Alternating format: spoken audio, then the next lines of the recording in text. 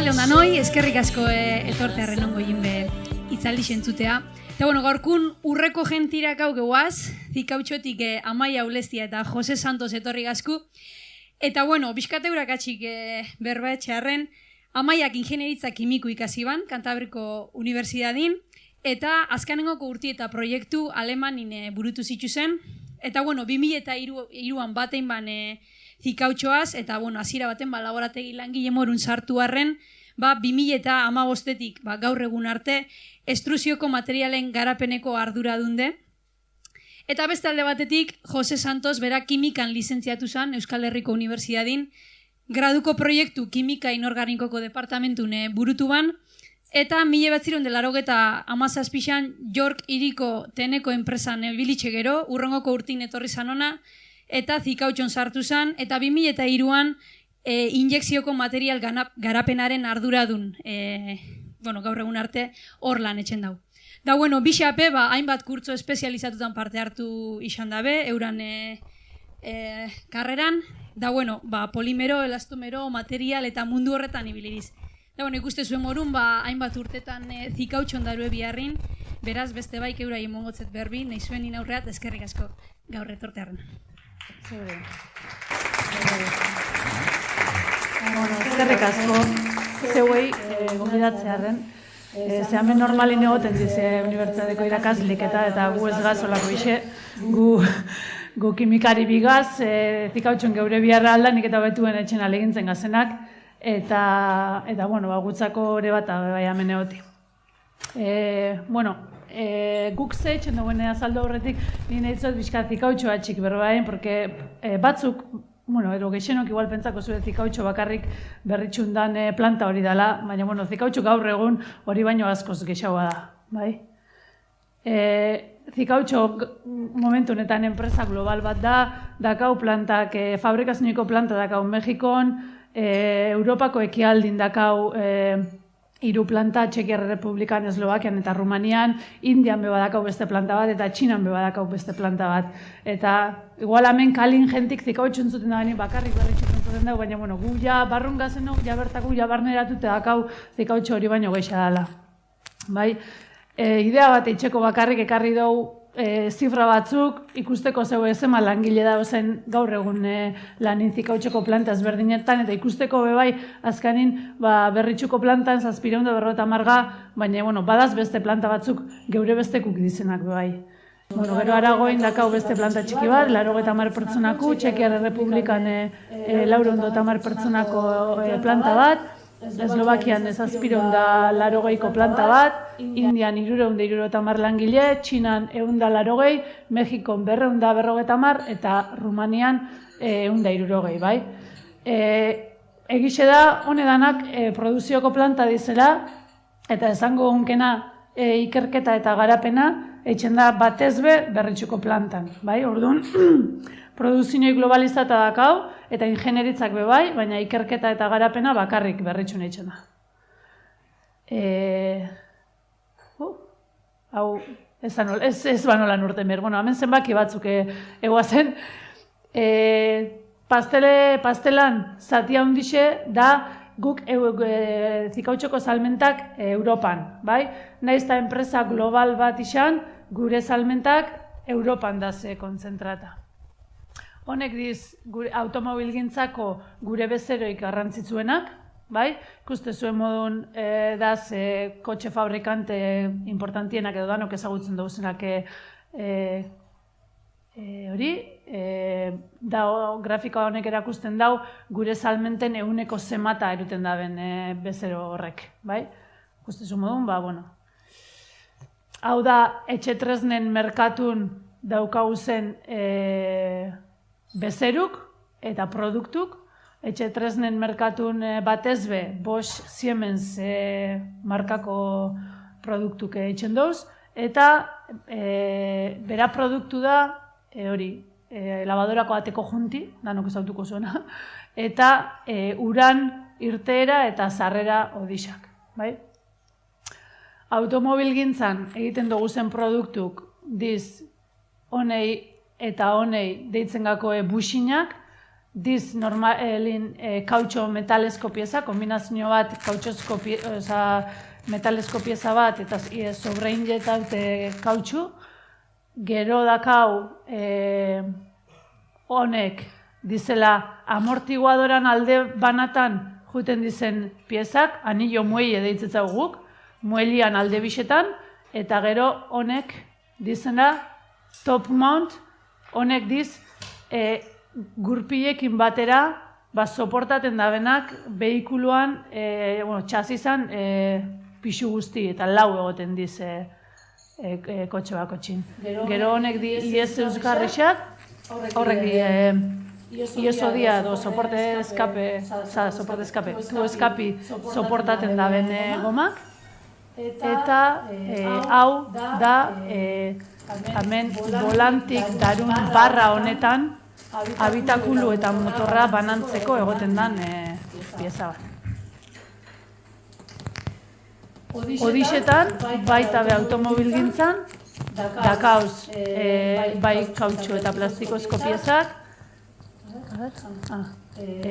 turbosistemako edo admisión de aire esaten dana, oza, motorrera kanpotik hasi hartu eta motorrera hasi sartu bida bertan konbustinoi bat itxeko, orduan, hor daz pieza ezberdinak, bat esaten da lado caliente, lado frío, bueno, dizonetxek, hauxe eta hauxe, dakau hau bebai hasian zarrerako piezi,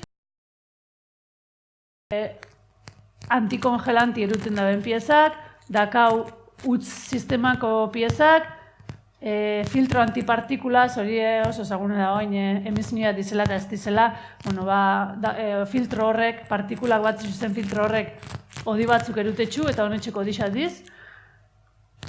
Hau izango litzake odietan.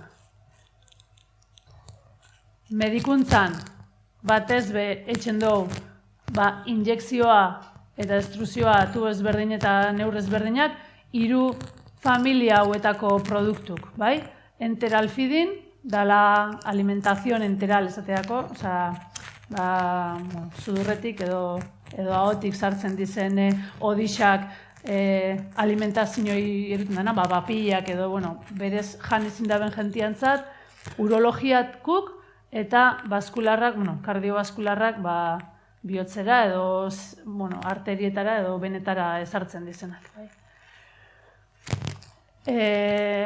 Bi hitz zikateki buruz, zer da zikatek? Zikatek da zikautxuko ikerketa eta garapen zentru, bai? Berritxun da zikatek, Jose eta ni zikatekek guga, 30 bat pertsonak etxen dugu bertan biharra, bakarrik ikerketa eta garapenin, 2011an sortu zen, eta da, esaten gakona, zentro teknologiko empresarial, edo, enpresen barrun egoten dizen ikerketa zentru bat. Eta dakau, gure zede nagusixe berritxun, lehen esan dut zutena ikerketa eta garapena berritxun itxen da, eta gero dakau laborategi txikixak Indian eta Txinan. Baina, hor ez da ikerketa egiten da, bertan fabrikatutako produktuen validazioa, bai? Guk hau, zikatek sortze hau, izan da zikautxok apustu bat egin da belako ikerketa eta garapenerako, azkenengo urte askotan diru asko inbertidu da ikerketa eta garapenin, eta horrek ahalbidetu gaitxu egotea, zatetze, gure sektoreko Champion Leagueen edo, ez? Gure kompetentzia esango genuken dizen enpresak, diz multinazionalak gu baino, igual 10 bidar handixauak dizenak, eta horren kontra jokatzeko, ez? Champion League horretan, espadakazue idea berririk, edo espadakazue zientzian oinarritutako garapenik, edo espadakazu zozer barrixe eura irakusteko, ezaz sartzen Champion League horretan, ez? Orduan egon bizaz, denpora guztien egunero, pentsaten nik zer barrixe engot, edo zerrek desberdinduko nahi txun ni beste batengandik niri erosteko, bai? Eta, hor zikateken lan egiten dugun dano, horretan gabize egunero. Pentsaten zer hobetu edo zer barrixe egin genken bestik baino hobik izateko. Bueno, hori izan da zikautxoi buruz. Eta on sartukoa deskribatzen batez be, laborategi mailan eta Josek eta nik eguneroko lanin guk zeitzen duen materialen ingurun, bai? Guk polimeruk transformatzen duguz, bai? Polimero mota ezberdinak daz, hoien hartin da kautxu edo elastomeru, izango litzakena, kautxu edo elastomeru sinonimu diz. Lena, hemen badaz zikautxo naziratik ibilizin batzuk, zikautxo sortu zen kautxu transformatzen ban enpresa bat modura, bai? Baina, oindala 15 urte edo plan estrategiko baten, erabaki izan ez guk ez du nahi izan kautxu transformadorik. Gu nahi dugu produktu konkretu batzuk fabrika. Orduan, produktu konkretu horietan izan honenak eta produktu konkretu horretan egin garapenak. Orduan, enfoke horreaz, esan zen, horrek piezak ingo dauz, izan kautxun, edo izan plastikun, edo izan beste material baten. Baina guk horrek ingouz.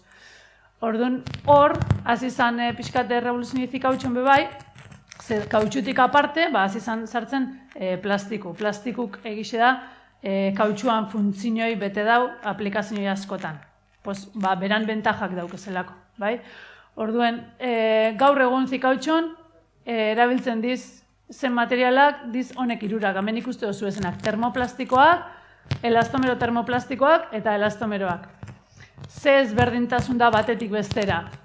Danak diz polimeruk, idea bat etxeko, espageti plater bat, kate luzez osatutako molekula haundixak, termoplastikoen kasun. Horrek katik, ez daz bat abestia hilotute, izango litzakela espageti plater benetako bat, eta fusio puntu bat dakarre, temperatura bat heltzen da, non fundio etxen di eta orduan transformaileik ez. Horren kontran, daz elastomeruk, bai? Elastomeruetan katik alkarrei lotuta daz, zare bat osatzen dabe, ez diz espageti soltik, da zare bat, eta horrek, irudimentzinotako zare horrek, emotetze propietate berezi batzuk, non zuk deformazio bat aplikatzea zunin, deformazio hori kendueran, gaidiz, hasieran euken egoera hori edo hori rekuperatzeko, bai? Eta hauek, elastomero hauek, ez daukie fusio temperaturaik. Eitzen di, temperaturakin degrada, baina ez diz urtzen plastikuen modun transformalizateko. Eta gero dakau, erdibideko materialak dizela elastomero termoplastikuk, eta di bien arteko nahazte bat modun. Baina daukieze baten eta bestian abantailak, bai? Transformatzerakun termoplastikuen modun transformatzen diz, aplikatzezu beru eta fundio itxen diz, eta orduan plastikuen erara, edo plastikuen makinakin aldi transforma, eta baina, gai diz, eremu konkretu batzuetan, hemen ikuste zuen eremu konkretu batzuetan, lotura ioniko batzuk sortzeko eta ordenamentu bat sortzeko, kristaliza itxen dizela esaten da, eta orduan, elastomeru dauken propiedade elastiko hoien antzeko zeo zer lortzen da, bale? Ez dira guztiz elastiko, baina, izaera elastiko txiki bat eukitsi lortzen da. Orduan, gaur egun guk 3 motatako material hauek egiten dugu zikautxon, egixe da termoplastikuk edo gaur egun danok plastiko modun ezagutzen dugu zenak, eta TPEak erosi etxen diz normalin, ez da gauza bat zikautxo barrun garatzen dana, nahiz eta hasi gazen TPEak garatzen, bai, hau azita gaude, baina termoplastikuk erositzen da merkatutik, fabrikante handixak daz, honek ez dakite ezagutuko zuen, baina Dupont eta Dow eta Solvay, eta enpresa kimiko handixak saltzen da benak plastikuk, orduan eitzen da erosi eta transforma bakarrik. Baina elastomerun kasun, eta hor da ezberdintzen gaitxune, ez? Elastomerun kasun formulazio bat egiten da, eta hor egongo litzake guk daukagun zientzia, esango neuke, edo gure know-how babestu nahi dana. Elastomeruk ez di erosten. Erosten da bera polimeru, baina gero pilo bat osagai gehitxubiakoen nahazketa bat eitxeko eta nahazketa hori da transformatzen dana, bai? Eta hau da, egunero, Josek eta Bixok Zikautxuko laborategi izan eitzen duena. Josek, azalduko zue elastomeroei buruz. Bueno, kaixo gabon. Elastomeroak, saikatzen dira bi eratan, alde batetik kautxo naturala. Naturala ditzen da zuhaitzetatik ateratzen delako, eta gero kautxo sintetikoak, bai? Eta, oin kautxo naturalari buruz hitz egingo dizuet.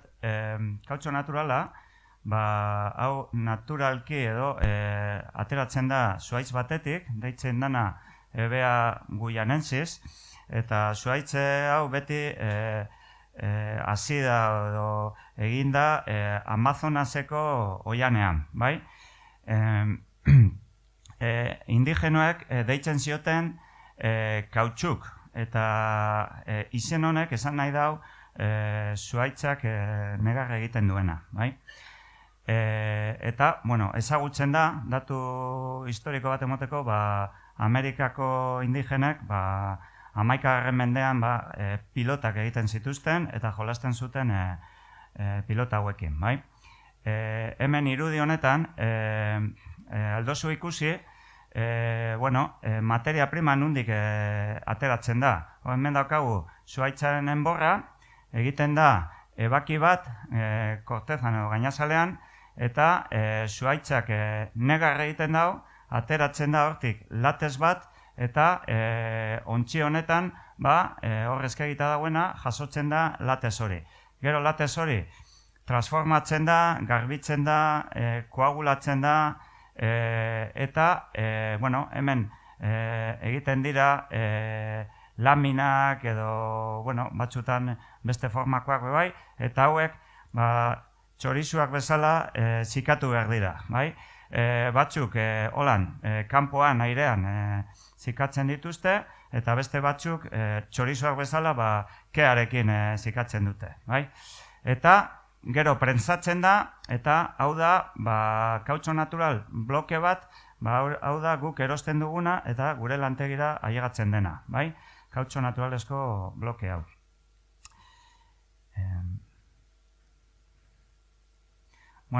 Dato batzuk emango dizkizuet, ze produktibitate ateratzen dan, bai? Adibide bat dago, hemen 25 hektariako lur zail batean, gutxi gora bera 10.000 zuhaitz landatzen dira, bai? Zuhaitz batetik 75 gramo ateratzen da kautxuarena, ebaki batekin, bai? Ebaki bat egiten da 3 egunik behin, eta horrek esan nahi dau urteko 110 ebaki, eta horrekin zuhaitz batetik ateratzen dira 8 kilo kautxo natural, urteko. Zuhaitz baten bizitza iraupena 20 urtekoa denez, 20 urtetan 160 kilo ateratzen dira. Eta, gero, ateratzen dira hektariako 2 tonelada urteko. Osake, gaur egun pinarizak gaixotasuna daukate, igual hemen ideia bat zer berri landatzeko izan daiteke hau. Gero, datu historiko batzuk emoteko, hau kautxoaren esplotazioa hasi zenean, zuhaitz mota hau, azten zen Amazonas oianean, eta hortik ateratzen zen, bai? Orduan, produktu honi deitzen zitzaion urre berdea, eta diru asko lagazuen inguru horretan. Hor Manaus irian, 19. mendean, diru asko goten zen kautxoagatik, bai? Baina, zer gertatzen zen, Europarrek nahi zuten produktu hau kontrolpean euki. Orduan, Britaniarrak saiatu ziren, hainbat bider, landare horiek edo Asiak handik ekartzea eta gero landatzea Asian edo. Eta, lehenengo saiakeretan ez zuten lortu lapurtu zituzten hasiak, gero eraman zituzten Londresera, eta jardin botanikoetan saiatu ziren landareak hastea, baina ez zuten arrakastarik eduki. Eta izan zen, 1876an, Amazonas izeneko bapore batean, 70.000 ebea hasi lortu zuten, hau izan zen uste laugarren saiakera, joan ziren Europaruntz. Lortu zuten 104 hastea, jardin lorategi botaniko batean, eta gero landare horiek Asiara eraman zuten, eta han hasi ziren landare horiek Zeilanen, Sumatran eta Javan. Orduan, hemen datu bat emoteko, 1900 garren urtean, Asiak 4.000 ton kautxo ekoitzi zuen. Eta Brasilek ordea 40.000. Baina, gero, Asian, gero eta produzio gehiago lortu zuten egitea eta baldintzak esplotatzeko errezagoak ziren. Oianarekin konparatu. Oianean, Amazonas oianean, egoten zen malaria eta hainbat gaixotasun, lan egiteko baldintzak oso gogorrak izaten ziren, eta esplotazioa esen egokia.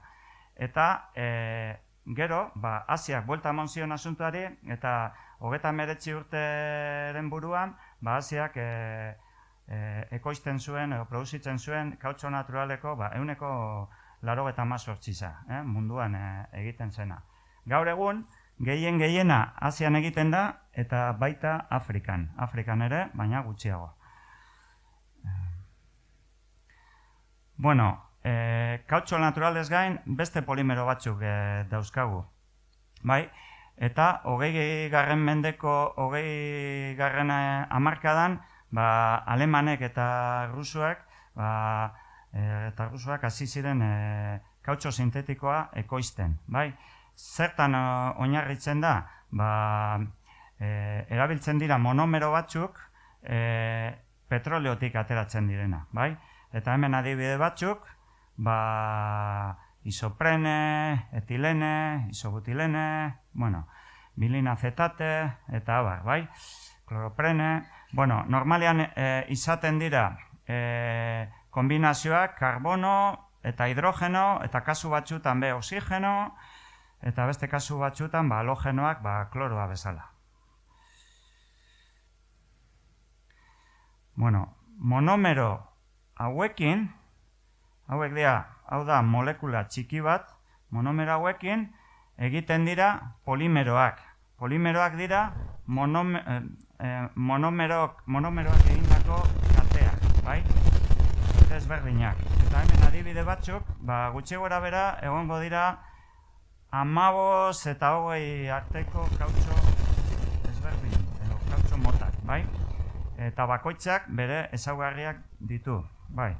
Hemen adibide batzuk, kloroprenoa, zeinek daukan karbono, kate nagusia karbonoz osatuta dago, eta gero hemen klorotxo bat, kloroprenoa oso ezaguna da neopreno. Honekin egiten dira neopreno trajeak eta hori.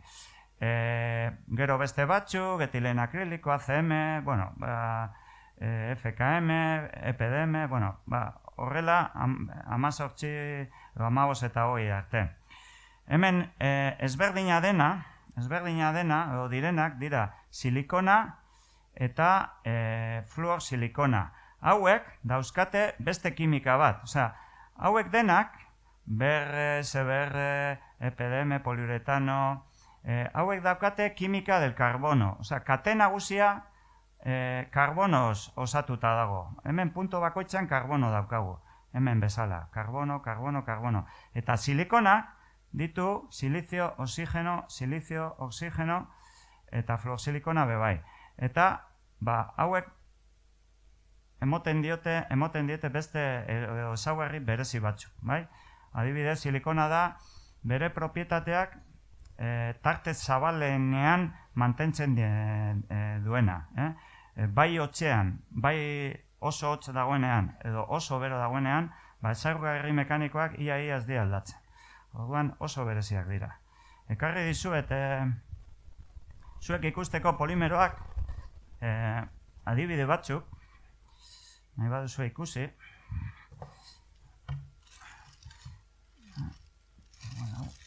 Identifikatuta. Eta, bai. Bata da kautxo naturala, alduzu ikutu, usaindu, daka oso usain fuertia, gero EPDM bat, EPDM da oso material arrunta, hainbat aplikaziorako erabiltzen da, eta gero silikona bat, silikona oso diguna da. Hau dira polimeroak, ez dira nahasketak. Horrekin egiten dugu nahasketak. Bueno, komentau dizuet badagoela gutxi gora bera 15-20 kautxo mota. Orduan, eurekin lan egiteko edo zailkatzeko grafiko mota hau erabiltzen da. Gero, aukeratzeko polimero bat, zein polimero erabiliko dut aplikazio batentzat. Grafiko honek asko laguntzen dago. Alde batetik, daukagu, ardatzean, daukagu temperatura, zerbitzu temperatura. Hemen, honekin adierazten da, ze temperatura maila aguantatzen da polimero batek. Eta, beste ardatz batean da, nik polimero bat olio batean ipitzen dudanean, ontzi batean, botatzen dut olio konkretu bat, edo zehatz bat, ipintzen dut polimero hor barruan, 150 gradutan 3 egunetan, gertatzen dena da, olioa sartzen da polimero barruan, eta polimeroa handitu egiten da. Orduan, asko handitzen bada, esan nahi dau, ez dala polimero bat lan egiteko, edo kontaktuan lan egiteko olio horrekin. Eta gutxi puztu egiten bada, esan nahi dau, ona dala kontaktuan egoteko horrekin, olio horrekin. Orduan, polimero ezberdinak kokatzen dira dagokien tokian. Adibidez, NR Natural Rubber kautxo naturala, hemen dago, orduan, esan nahi dau, aguantatzen dauena, hau ez da oso zehatza, nik esango nuke 70 grado, 70 grado arte, aldau lan egin. Hortik gora, degradatuko da. Eta, olio honetan, entsegu normalizatu batean, 150 puztu egiten da. Bere volumena alako 1,5 iaia. Orduan, ez da komeni erabiltzea kontaktuan olio honekin. Orduan, polimero bakoitzak kokatzen da toki batean, eta gero teknikariak aplikazioaren arabera aukeratuko dau, hau, edo hau, edo hau, edo hau, segun zein dan pieza hori ze temperaturatan lan egingo dauen, edo olioarekin kontaktu aukiko dauen, edo ez. Eta, normalean, zenbat eta gorago eta zenbat eta eskumaraino, orduan eta garestiagoak izaten dira polimeroak. Hemen adibide bat emoteko, kautxo naturalak, gaur egun kostatzen dau euro bat eta 60 zentimo edo gutxi gora bera, 1,6 euro. Eta, EPDM 2 euro bueltan, silikona 6-7 euro bueltan, eta ez dakit, hau adibidez FKM oso berezia dena, 27 euro kilo, prezio kilo, nabil esaten, eta hau, ja oso berezia, aguantatzen da 300 grado baino gehiago, eta resistentzia kimikoa oso ona da, eta 7.000 euro kilo kostatzen da. Imaginatu, olako pieza bat, horren materialen egindako pieza bat zenbako alduen kostatu. Vale. Vulkanizazioa. Orain arte hitz egin dugu polimeroi buruz, zenba mota dauden eta, ezaugarri batzuk, bai? Baina, ezaugarririk importantena kautxorena, importantena, eta horregatik erabiltzen da elastizidadea. Eta elastizidadea zer da? Zuk hartzen dozu pieza bat, kautxosko pieza bat, aldozu luzatu, eta gero askatzen duzunean tensioa, berreskuratuko dau forma edo bere itxura. Bai? Eta hori, lortzeko hori, ezaugarri hori lortzeko, kautxua vulkanizatu behar da. Eta zer da vulkanizazioa? Gu daukagu polimero kateak, kasu honetan, irudi honetan, bi kate daukagu, hemen bat eta hortxe beste bat, eta hau, material hau vulkanizatu barik dago, vulkanizatu barik. Kateak solte daude, bakoitzak dauz elkarren ondoan, baina solte. Orduan, vulkanizazioa zer da? Vulkanizazioa da, bi kate hauek uztartzea edo lotzea lotura kimikoekin. Orduan, horretarako erabiltzen dira hainbat osagai ezberdinak. Adibidez, komunena erruntena azufrea izaten da. Izan daiteke peroxidoa, izan daitezke oxido metalikoak, edo izan daitezke amina batzuk. Orduan, horretarako nahasketan sartzen dugu produktu kimiko horiek ahalbidetuko dutena vulkanizazioa. Eta vulkanizazioa sortzeko gero behar dugu temperatura altua eta denbora. Osea, kautxoa berotuko dugu eta denbora bat beharko dau vulkanizazioa sortzeko. Zergatik? Reakzio kimiko bat delako eta bere denbora behar duelako. Ekarri dizu ez bai, ekarri dizu egu, markatu. Muestra bat, zuek ikusteko, hau da, kautxo nahazketa bat gordina, vulkanizatu barik, orduan daka elastizidade apur bat, baina gutxi.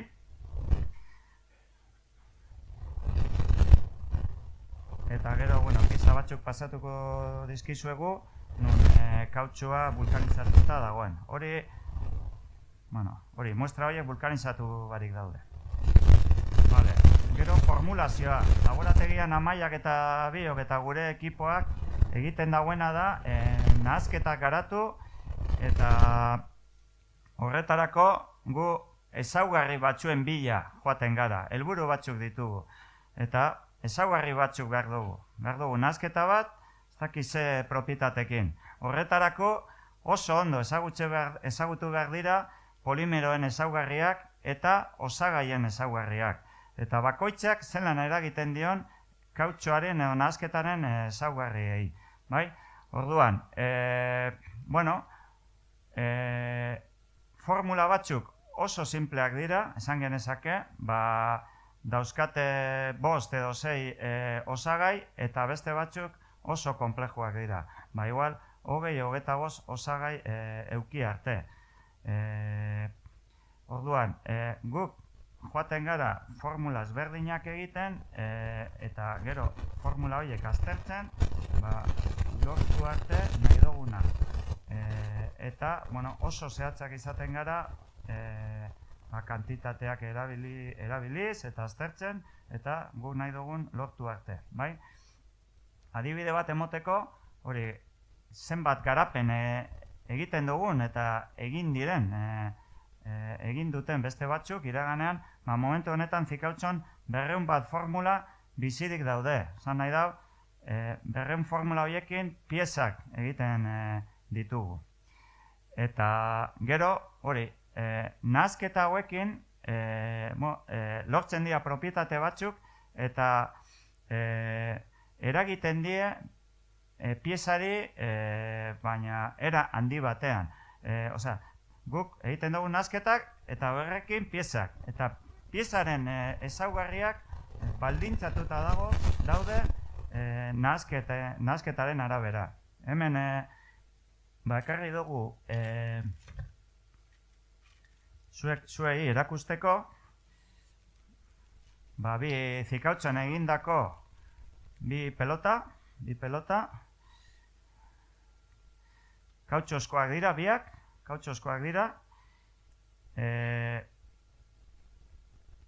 osagaiak ez dira bientzako berdinak, gehienak bai, baina gero konzentrazioak eta aldatzen dira, eta zuek ikusteko, bata da oso elastikoa eta bestea amortiguantea, osea, batek asko boteatuko dau eta besteak gutxiago. Askatzen dugu, honek, zan genezake, boteatzen dauela asko eta honek askoz gutxiago. Bai, orduan, material batarekin edo bestearekin egiten badugu adibidez suspensioko pieza bat, elastikoa erabiltzen badugu pieza bat egiteko suspensioan, kotxea izango da, edo sensazioa gidatzen duzunean, nahiko deportiboa. Oso elastikoa bada, kotxea izango da deportibo ezaugarri hori. Eta amortiguantea erabiltzen badugu, izango da kotxearen gidatzen duzunean oso konfortablea, mugimendu gutxikoa, batek nerbia handia emango dio, eta besteak ez, besteak konforta. Orduan, gure bezeroek horixe eskatzen digute. Adibide bat da, nahi dute pieza hau oso modelo deportibo batentzat. Orduan, jakin behar da, hau egiteko ze polimero mota erabili behar da, edo ze konposak eta uki behar dauen, hau lortzeko. Pasa, bueno.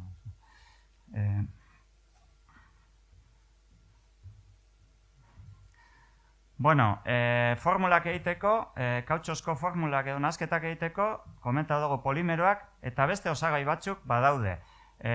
Importantenak, edo, hau da bat, negro de humo, karga beltza izenekoa, mota asko daude, N220, 330, dauz, hainbat beltz ezberdin. Negro de humo zer da? Da oin, zuk kandela bat pizten dozu, txapa hotz bat ipintzen dozu gainean, eta hor, hauts beltz bat geratzen da kandelaren gainean. Eta hori da, oin, negro de humo da oin, baina guk erabiltzen duguna, dauzka ezaugarri konkretu batzuk. Eta parametrorik importantena dira, hau da, argazki bat, zemetik ateratakoa, negro de humoa, partikula txiki bat, pelotatxo hauek hemen ikusten dira, eta hemen importantea da partikularen tamaina, eta horrek eragiten dio asko gogortasunari eta kautxaren ezaugarri batzuk, eta gero oso importantea da partikula honen itxura. Itxura edo zenbat ramifikazio oso luzeak diren edo ez diren, eta horrek eragiten dio kautxoari. Zelan lortzen da negro de humo? Hemen dakazue irudi bat, normalean olioa erabiltzen da, petroleotik ateratzen den olioa, egiten da, baina era kontrolatu batean, eta konbustio txiki bat egiten da, eta lortzen da, negro de humo, zera, karbono bat da. Eta, segun ze temperaturaekin egiten den konbustio hau, eta grados berdinak lortzen dira. Gero, beste karga mota bat asko erabiltzen dena, eta guk esaten diogu karga mineralak, izan daitezke mineralak edo sintetikoak. Mineralak dira lurretatik ateratzen direna, eta badia karbonato kalzikoa, talko, kaolin, sulfato de bario, horiek dira sintetikoak, arrobietatik ateratzen dira. Eta gero dauz, bi sintetikoak direnak, silize prezipitatua edo silize pirogenikoa. Orduan, hauek zertarako edo noiz erabiltzen dira hauek? Hauek mineralak normalean merkeak dira, eta erabiltzen dira, nahazten dira kautxoarekin, presioa merketzeko, normalean merketzeko, orduan betegarriak dira. Eta refuerzo mekaniko gutxi emoten dute. Eta, gero, sintetikoak direnak, hau silize prezipitatua eta silize pirogenikoa, kautxoari emoten diote indar mekanikoa. Eta lehen ez dizuet esan, baina negro de humo bebai. Negro de humok emoten dio indar mekanikoa kautxoari. Kautxoak emoten dio elastizidadea. Baina kautxoa bakarrik oso pobrea da mekanikoki. Negro de humok eta karga txuri batzuk indartzen dute mekanikoki kautxua. Adibidez, emoten diote erresistentzia abrasioaren aurka. Adibidez, errobera bat, oso resistentea izan behar da abrasioaren aurka. Bestelan, desgastatzen da harin. Edo, karga derrotura eta beste propiedade batzuk. Orduan, karga txuriak, bebai, zuk egin behar baduzu pieza kolore duna, adibidez gorria edo grisa, negro dumo ezin dozu erabili. Ze negro dumo beltz hori dana beltz bihurtzen dau. Orduan, hauek sarritan erabiltzen dira kolore dun piezetan. Gero beste osagai bat, importantea da olioa. Hau normalean izaten da solido bakarra, solidoaz den osagai bakarra erabiltzen duguna. Olioa zertarako erabiltzen da? Olioa gehituz gero, prozesabilidadea, nahasketarena askoz hobea izaten da. Nahasketak egiteko energia gutxi kontsumitzen da olioa erabiliz. Gero bebai, gogortasuna jaizten da, lortzeko material bigun bat, olioa gehitzen da biguntzeko. Eta dauz, mineralak eta sintetikoak. Mineralak da petroliotik ateratzen direna. Hemen dakagu parafinikoak, naktenikoak, aromatikoak, naturaleza kimiko ezberdinak, eta sintetikoak, estereter, adipatoak, polimerikoak, hain mundu bat dago. Eta gero, dauzkagu beste aditibo batzuk, eta ja kupuru gutxiago erabiltzen direnak, kantitate gutxi erabiltzen direnak. Eta dira, adibidez, aktibadoreak, antioxidanteak, ozonoaren aurkakoak, kotxean ozonoa sortzen da, berotasuna dela eta ozonoa sortzen da. Eta ozonoa oksidante potentea da. Eta zer egiten da? Kautxuari arrakalak sortzen zaizkio.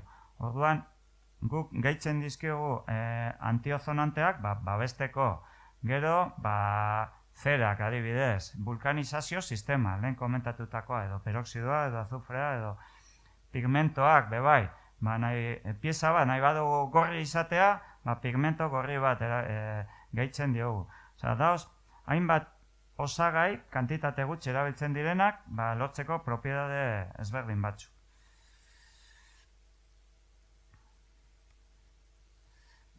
Eta komentatzeko bebai, zelan egiten ditugu nahasketak. Nahasketak, osagai gehienak solidoak dira. Eta nahasketa bat egiteko energia handia behar da. Solidoak nahastea, ez da bat ere erreza. Orduan, kautxo munduan, esaten dugu, nahasketak egiteko, bamburiak, bamburi makina erabiltzen da. Bai, bamburi zer da? Da, hemen dakagu kamara bat, kamaratxo bat.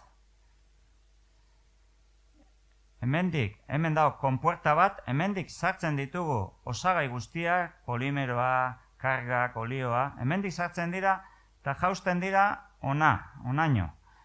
Eta hemen dauzkagu bi rotore, itxura honekin, eta rotoreak biraka dabiz, biraka. Eta zer egiten dute, osagai guztiak matxakatu eta nahaztu. Eta, karo, hain da energia altua, nahazketa bat egiteko, nun materiala, naizta 23 gradutan sartu, hartzen da, berotzen da, nun berotzen da nahazko. Eta, prozesu honek, nahazketa bat egiteko, lortzen dira, temperaturak normalean 100 eta 50 gradu artean. Hemen, aldozu ikusi gure laborategiko nahazteko makina, nahazteko bamburiza. Hemen dago kamara, hemen beltz ikusten duzuena da nahazketa bukatuta, eta zulo honetatik gehitzen dugu aditiboak. Gero, produktu batzuk bi zilindrotan nahazten dira, eta nahazketa hemen egiten da eta bukatzen da zilindro batean. Horre, buelta batzuk emoten zaio nahazketari, gehitu azufrea edo produktu batzuk, eta hemen bukatzen da. Baina Amaiak azalduko dizue beste kontu batzuk. Bueno, ja benin da dauenin nazketi, ikusi osue pilo bat osagai sartuta kamera horretan, eta hori, nazketi prest dauenin, gero emidana da vulkanizatu, ez? Eta vulkanizatu ondoren, guk egingo duguna da, material horren karakterizazioa, edo zein zaio egingo duguz material horrekin jakiteko guk nahi duguna lortu dugun edo ez. Bueno, hemen goian ikusten dana da, hau da gure materialen laborategia, bai, dauzkagun ekipuk, eta egingo dugu zenen zaiuk izango dira alde batetik karakterizazioa, TGA, infragorria, DSC-a ikusteko hau temperatura, kristalizazio temperatura, fusio temperatura, eta RPA nik usteko lehen esan duguna vulkanizazioa noiz gertatzen dan, nolako kurba daukan, eta bueno, karakterizaziorako erabiltzen diren aparatuak. Eta gero egingo dugu ensaio mekanikoak. Batez be gogortasuna eta trakzio eta konpresio entzeguak. Horrek emongozko idea bat, ze karga soportatzen daben gure materialak eta ze propietate mekaniko dauzkan. Hauetaz aparte, egingo dugu entzegu klimatikoak edo esango dana temperaturarekin erlazionatuta egongo direnak. Horretarako daukegu gela bat labez beteta, 28 labe daukaguz, daukagu kamera bat ozonoa sortzen dabena, orduan kamera horretan sortzen duguz piezak eta hor ozonoa sortzen da guk definitutako kontzentrazioan eta temperatura ere regulatu deleike eta orduan ozono hori hasiko da gure materiala atakatzen eta ikusiko dugu ea degradazio bat dagoen edo ez. Eta gero ditugu baita ere kamera klimatikoak, non temperatura -40tik 150 gradura aldatu leiken eta ikusi leiken konportamentu ezberdina materialena temperatura aldatzerakoan. Eta azkenik ikusiko dugun materialen erresistentzia kimikoa, aplikazioaren arabera material hori joango da kontaktun fluido batekin, bai? Esango automobilgintzan egiten dugu zen piezetan, piezak badira barrutik eramango da benak antikongelantea, gure materiala antikongelante horrekin kontaktuan egongo da, orduan guk beharko dugu laborategiko ensaio batzuk ikusteko ea kompatiblea dan edo ez antikongelanteakin guk egin dugun material hori. Bada pieza bat motorreko olioetan kontaktuan joango dana, ensaioak izango dira motorreko olioekin. Gero eta gehiago azido eta bazetan egiten dugu ensaioak, hau dago zuzenean lotuta emisioen historiaz, eta gero eta konposatu azido gehiago egoten dize hor, zelan da, gazes de eskapetan. Etxe tresnen sektorean, egingo dugu zensaioak detergente eta lixibetan, ikusteko gure materialak resistitzen daben lixibei eta detergentiei, eta medikuntza arloan, egingo dugu zensaioak gernu simulatuan eta zuku gastriko simulatuetan, segun eta ze piezataz ari garen. Pieza hori egongo bada gure estomagoan, egingo dugu zuku gastriko simulatu batzuk, norma batzuk daude, hartzen zu norma eta bertan definitzen da nola egin zuku gastriko simulatu bat. Nahaztu behar da azido nitriko ez dakiz zenbat, nahaztu behar da sulfurikoa, nahaztu behar da ez dakiz... Eta hori dana normalizatuta dago jarraitzen dugu normoiek eta gero ikusiko dugu gure materialaren konportamentua medio ezberdinetan egon ondoren. Medioetan egon ondoren eta aurretik, lehen esan dutena, propietate mekanikoak neurtzen dira. Neurtzen da propietate mekanikoa hasieran, egingo dugu zaharkitze bat, esaten zagu medio batetan, eta gero ondoren berriz propietate mekanikoak neurtu, eta esan, jaitsi dira, ez dira jaitsi, materialak aldaue medio honekin kontaktuan egon edo ez. Hori materialei dagokionez, hori dira materialetan egingo dugu zen ensaioak. Eta gero, gure laborategian, badaukagu bai laborategi bat funtzionala, non piezak, guk definitutako materialarekin egindako piezak ensaiatuko dugu zen, bai? Eta hau da gure laborategitako bat, bai? Odiak ensaiatzen diren laborategia. Eta zertan datza hau, azkenean, hauek dira gu fabrikatutako odiak, kamera batetan sartuko dauz, barrutik eukiko dabe medio bat, medio hori izango da, hauek dira automobilgintzako odiak, kasu honetan, egongo da barruan airea edo antikongelantea, medio horrekin egingo dugu presio bat lortu, presurizatzu egingo dugu medio hori, temperatura bat kameran, baita medioan ere, eta horrela eskatzen badago aplikazioak, egingo duguna da mugimendu bat aplikatu baita. Orduan, guzti hau da, simulatzeko pieza horrek bere bizitzan eukiko daben konportamendua edo jasango duena. Orduan, egingo dugu ensaio bat ikusteko, pieza hori apurtuko dan edo ez. Izango dira ensaio azeleratuak, normala baino baldintzak gogorragoetan. Denbora murrizteko egingo dugu baldintzak txartu, ezta? Hauek dira odientzat ditugun makinak, eta hau da, odiak ez diren automobilgintzako beste piezak. Adibidez, hau da lehen ikusi duguna IES euskarri bat, eta makina honek aplikatuko diona da karga bat, amplitude batekin, eta ikusiko duguna da, ziklo kopuru bat egin ondoren, apurtu dan, edo ez dan apurtu. Eta apurtzen bada, nazketa hobetu behar dugu, edo diseinua hobetu behar dugu, gehiago iraun dezan, eta ez dadin kotxean apurtu.